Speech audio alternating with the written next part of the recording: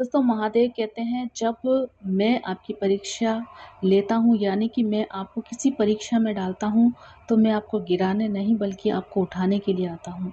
ये वचन बहुत ही गहरा है दोस्तों। महादेव कहते हैं कि जीवन में जब भी तूफान आते हैं ना तो आपको उनसे घबराने की बिल्कुल भी ज़रूरत नहीं है, क्योंकि तूफान आते ही इसलिए हैं ताकि हम अपनी मजबूती को देख सकें।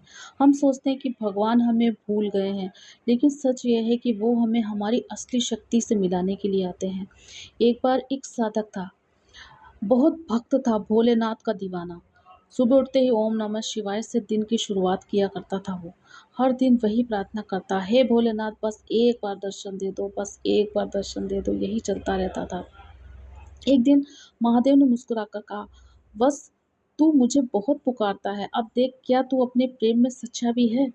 और वहीं से उसकी परीक्षा शुरू हुई। एक रात उसके घर में आग लग गई, सारा धन, सारा सामान जल गया। लोगों ने कहा, देखो महादेव ने इसका साथ छोड़ दिया। पर वे साधक फिर भी बोला, जो देता है वही लेता है। मैं अभी भी वही हूँ, महादेव का सच्चा भक्त, और महादेव का ही रहूंगा। कुछ दिन बाद उसका परिवार भी उसे छोड़कर चला गया। भोजन नहीं था, नींद नहीं थी और कोई सहारा भी नहीं था उसके पास। फिर भी वह रोज दीपक जलाकर शिवलिंग के आगे बैठता और कहता, भोलेनाथ मैं आपसे रूठा नहीं हूँ। दिन बीतते गए। कभी कभी उसके मन में आता, क्या सच है, क्या सच है भगवान, क्या सच में आप नहीं हो, क्या सच में भगवान आप नहीं हो। लोग कहते हैं, क्या वो बात सही है। फिर उसके अगले ही मन में वही विचार, भगवान है, भगवान सभी अच्छे के लिए करते हैं, सभी चीज़ हमें सिखाने के लिए करते हैं। क्योंकि माँ बाप अपने बच्चों को जब तक खड़ा होने के लिए छोड़ेंगे नहीं, तब तक बच्चा खड़ा कैसे होगा। तो महादेव तो यही सोच रहे थे कि आप अपनी कैपेबिलिटी को ध्यान में रखें, आप अपने आप को सशक्त बनाएं। वो देख रहे थे उस भक्त की पहचान क्या है, वास्तव में वो ईश्वर पर पूरा विश्वास रखता है कि नहीं रखता है, दुख में भी वो ईश्वर पर विश्वास रखता है कि नहीं रखता है। यही चीज भगवान उसकी टटोल रहे थे उस वक्त। जैसे ही उसने ये बात कही, क्या सच में भगवान है, और अगली सांस में वे कहता, नहीं नहीं मैं विश्वास नहीं तोड़ूंगा। फिर एक रात जब उसकी आंखों से आंसू रुक ही नहीं रहे थे, दीपक की लो अचानक तेज हुई और उसी लो में शिवलिंग का दिव्य तेज दिखाई दिया।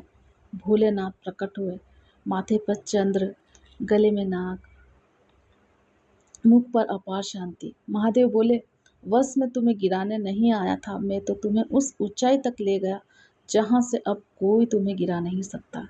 जब तुम सुख में मेरा नाम लेते थे वह प्रेम था, पर जब तुम दुख में भी मेरा नाम लेते हो वही सच्ची भक्ति होती है। साधक ने रोते हुए कहा, भोलेनाथ तो क्या यह सब आपकी योजना थी।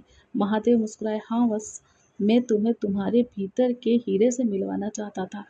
जब सब कुछ चला जाता है ना, तभी इंसान समझता है कि वो खुद कितना अनमोल है। याद रखो, मैं कभी किसी को गिराता नहीं, मैं तो केवल उसे गढ़ता हूँ, उस रूप में जो उसके अपने भाग्य को बदल सके। साधक ने आंखें बंद की और कहा, अब मैं समझ गया भोलेनाथ, हर आंसू, हर दर्द आपकी कृपा का ही अंश है। आपने मुझे टूटने नहीं दिया बल्कि नए सिरे से गढ़ दिया। महादेव बोले, सच्चे भक्त वही हैं जो अंधकार में भी मुझ पर विश्वास रखते हैं। दोस्तों, अगर आप भी किसी परीक्षा से गुजर रहे हैं तो याद रखिए, महादेव आपको गिरा नहीं रहे, वो बस आपको गढ़ रहे हैं। हर दर्द के पीछे शिव की योजना छुपी होती है, क्योंकि जब हम दर्द में होते हैं ना, हम अपने बेस्ट वर्जन को पाते हैं। हमार हमको खुद को पता नहीं होता है कि हमारे अंदर कितनी ताकत है, कितनी शक्ति है। और दोस्तों, ईश्वर ने कहा है स्वयं, जिसमें सहन शक्ति होती है ना, वही सच्चा इंसान होता है। जो सहन करता है, जो सहन करते हुए भी प्रेम को अपनाता है, जो सहन करते हुए भी लोगों का भला करता है, जो सहन करते हुए भी ईश्वर पर विश्वास रखता है, वही सच्चा भक्त होता है। और ऐसे भक्त पर, ऐसे वक्त पर जो भी बच्चा है, जो भगवान का बच्चा है, उसके ऊपर ईश्वर की कृपा एक दिन ज़रूर होकर के रहती है। उस दिन का इंतज़ार कीजिए, उस दिन के लिए प्रयास भी करने की आवश्यकता नहीं है। अगर आप अपने जीवन में बिल्कुल सही चलते हैं, सही का साथ देते हैं, अपने आप में सही रहते हैं, कभी कोई गलत काम नहीं करते हैं, अपने जीवन की दिशा को हमेशा स्पष्ट रखिए। अपने मानसिक तनाव की स्थिति में भी अपने आप को संबल में रखिए, शक्ति में रखिए, क्योंकि शिव के साथ वही रह सकता है जो स्वयं में शक्ति है।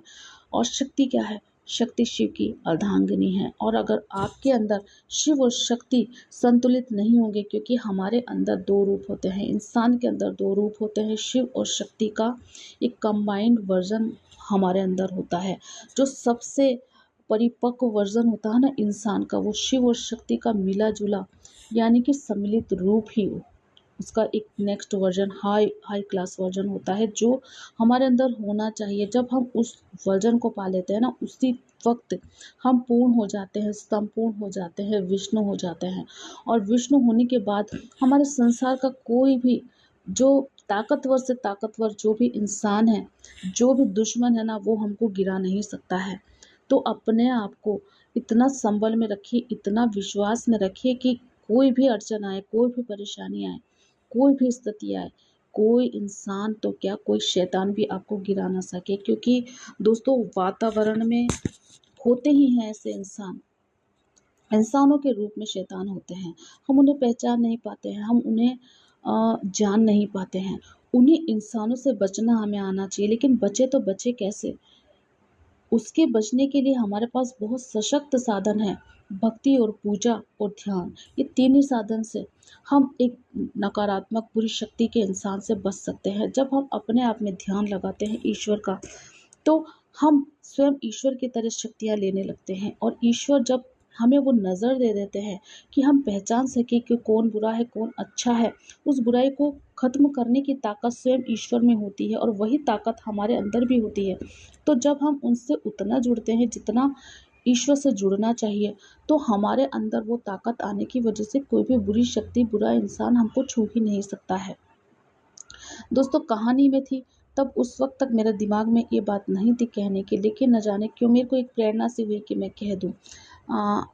आगे आने वाली कहानियों में भी मैं आपको इसी तरीके प्रेरणास्पद कहानियाँ सुनाती रहूंगी, लेकिन इस बात का ध्यान रखिए कि जो भी काम करिए प्रेम से करिए, क्योंकि प्रेम में ही सदा शिव है, प्रेम में ही, क्योंकि हमारे शिव है ना भोलेनाथ, वो प्रेम के महासागर है, प्रेम के भंडार है। वो हर चीज़ को, भोले भंडारी को भोले भंडारी इसीलिए नहीं कहते हैं कि वो भोले हैं, बल्कि इसलिए कहते हैं क्योंकि वो प्रेम से भरे हुए भोले हैं।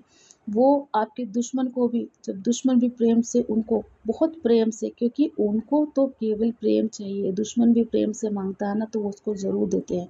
लेकिन वो तब आपको देते हैं जब आपके कर्म अच्छे होते हैं। अगर आपके कर्म खराब है, आपके अंदर बुराइयां हैं, बुराइयों के प्रतिरूप बने हुए, बुराइयों के प्रति स्वरूप बने हुए हैं, तो भोलेनाथ फिर आपकी नहीं सुनेंगे। क्यों? क्योंकि उन्हें प्रेम चाहिए। अगर आपके अंदर प्रेम है, जो भी काम करे प्रेम से करें, अगर आप दूसरों के लिए सरेंडर रहते हैं, दूसरों के लिए प्रेम से आच्छादित रहते हैं ना, तो भोलेनाथ भी आपके लिए आच्छादित रहेंगे। आप अपने मूल स्वरूप को पहचानिए, अमूर्त में मत जाइए। अमूर्त क्या होता है? अमूर्त यानी कि वो बुरा इंसान, बुरी शक्ति जो किसी के सामने आ ही नहीं सकता, वो केवल अहंकार के रूप में आता है, वो केवल छल के रूप में आता है, वो केवल क्रोध के रूप में आता है, वो केवल मानव अत्याचार के रूप में आता है, वो केवल दूसरों की बुरा करे, दूसरों की बुराई के रूप में आता है कि हम दूसरों को बुरा करना चाहते हैं, तब वो बुराई के रूप में आता है।